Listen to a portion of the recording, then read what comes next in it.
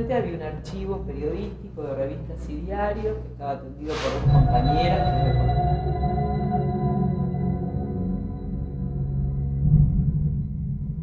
Estuviste vigilada por Astiz hace 30 años y hoy, 30 años después, estás investigando sobre su vida, repasando su vida. ¿Cómo es haber estado de ese lado, hoy estar de este otro lado? Es extraño, cuando yo lo conocí, nunca hubiera imaginado estar hoy en esta situación. Tener la suficiente distancia como para, de una manera relativamente desapasionada, bucear en su vida y tratar de reflejar de la manera más exacta posible cómo era este hombre. ¿Es posible que un represor tenga otra cara que no sea la del criminal? Nos recordábamos cosas del pueblo, y después él le gustaba mucho hablar él de política.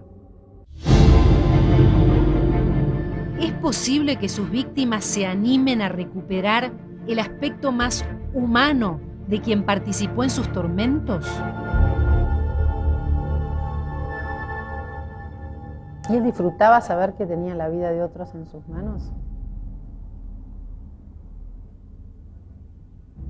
Y eso no, la verdad es que no puedo saberlo. Juan Gasparini conoció a Alfredo Astiz en la ciudad de Azul, mucho antes de encontrárselo en la ESMA. Yo hice la vida normal de un chico de clase media baja, mi padre era almacenero, y llegó la idea de que yo hiciera el colegio secundario, y entonces fui al Colegio Nacional de Azul.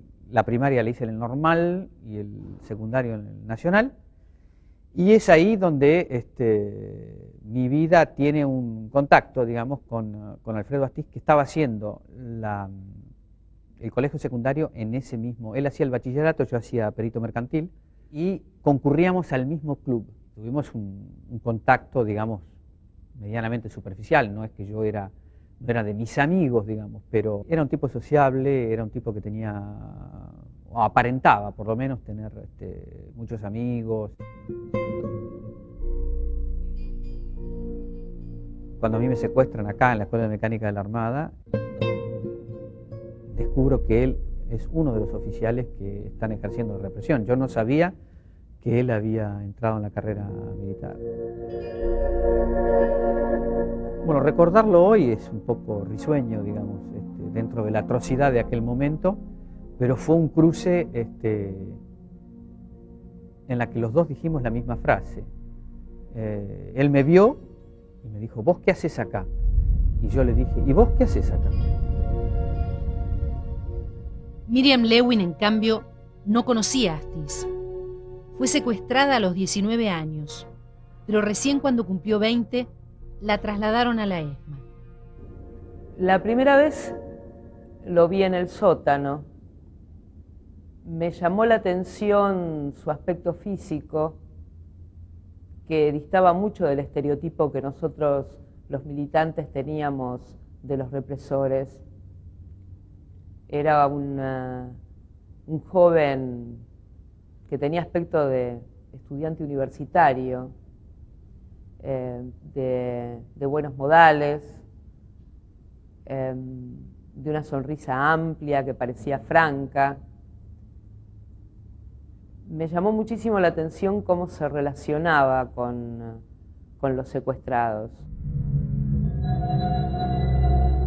Tenía curiosamente un respeto por aquellos detenidos que habían tenido un comportamiento duro, que habían resistido la tortura, que no habían entregado datos, pero no respetaba a aquellos que él consideraba que se habían pasado del lado del enemigo y que habían caído en la delación.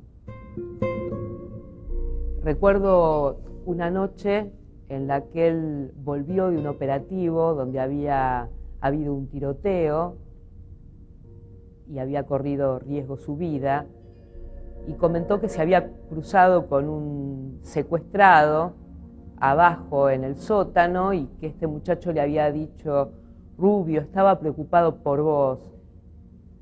Y él dijo indignado: lo hubiera aplastado como un gusano. ¿Cómo puede ser que hace 3 horas que cayó y en lugar de estar preocupado por la muerte de sus compañeros me dice que está preocupado por mí? Paradójico, porque él mismo era un traidor, se podía decir.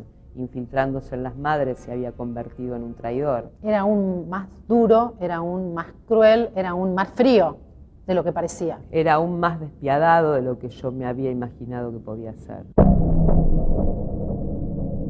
Podía ser confundido con un estudiante universitario, podía ser confundido con un amigo, podía ser confundido con un muchacho encantador y de buenos sentimientos, y era capaz de entregar a las monjas francesas. ¿Era un simulador? Sí, era un simulador.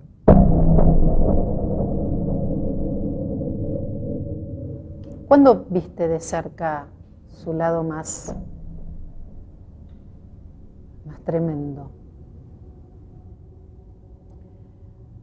Cuando volvía de secuestrar, cuando subía a la pecera o aparecía en el sótano, a donde yo iba circunstancialmente, y uno podía percibir la agitación después de un enfrentamiento, después de un tiroteo, después de un secuestro. Era uno de los miembros más activos en el grupo de los operativos de la ESMA.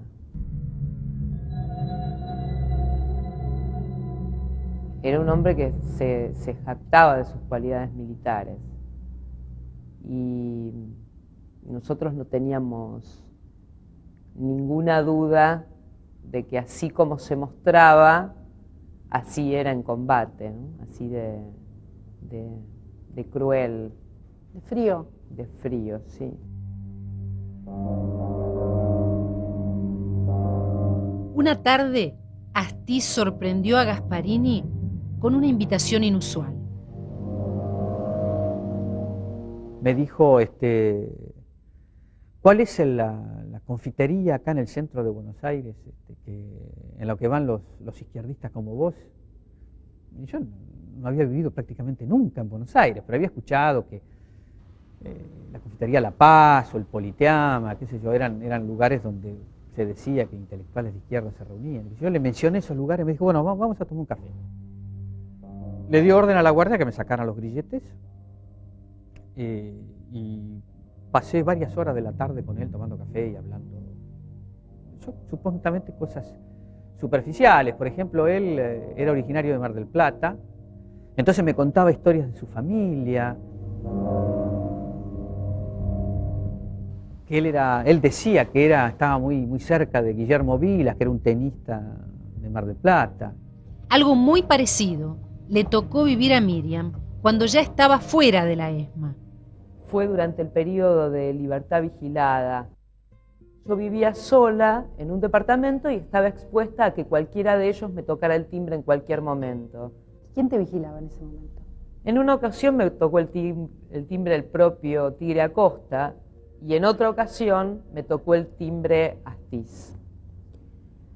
Me llevó a tomar un café, me dijo que consideraba que yo estaba rehabilitada y que podía reinsertarme en la sociedad y que me ofrecía sus datos para que me contactara con él si lo necesitaba para algo.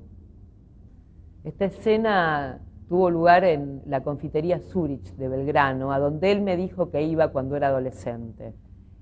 Entonces tomó una servilleta y con una lapicera con tinta verde me escribió la dirección de sus padres en Mar del Plata, un teléfono.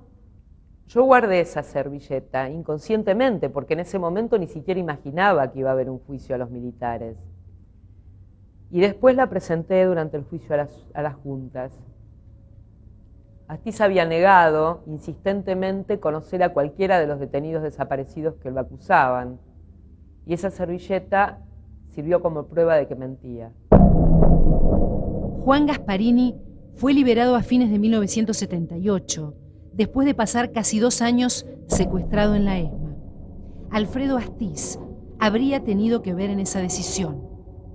Y hubo algunos oficiales, como él, y algunos otros, en la que hicieron pesar su opinión sobre algunos detenidos. Y bueno, a mí me consta, por indicios que tengo, de que Astiz se inclinó en favor de que me liberaran. Y cuando pasó el tiempo y te enteraste de todo lo que hizo Astiz, además de los operativos que vos viste, ¿cómo fue? Cuando realmente pude enterarme en profundidad y con detalle de en qué hechos había participado Astiz y a qué tipo de gente había entregado y traicionado, me sorprendió muchísimo. ¿Por qué? Porque iba muchísimo más allá de lo que yo lo había imaginado capaz de hacer. Era un hombre al que no le importaba exponerse. Creo que en ese punto era absolutamente irreflexivo, no calculaba riesgos en absoluto. Y esta es la consecuencia. Astiz es el paradigma del represor, es el represor más famoso, más tristemente célebre. El paso del tiempo y la recuperación de la democracia terminaron de poner las cosas en su lugar. Los testimonios de Miriam Lewin y de Juan Gasparini ante la justicia fueron fundamentales para involucrar a Astiz en el aparato represivo de la dictadura. Cada uno a su manera contribuyó a revelar la verdadera cara del ángel. Sabíamos que era un represor, sabíamos que era un secuestrador, pero no sabíamos el grado de perversión que tenía.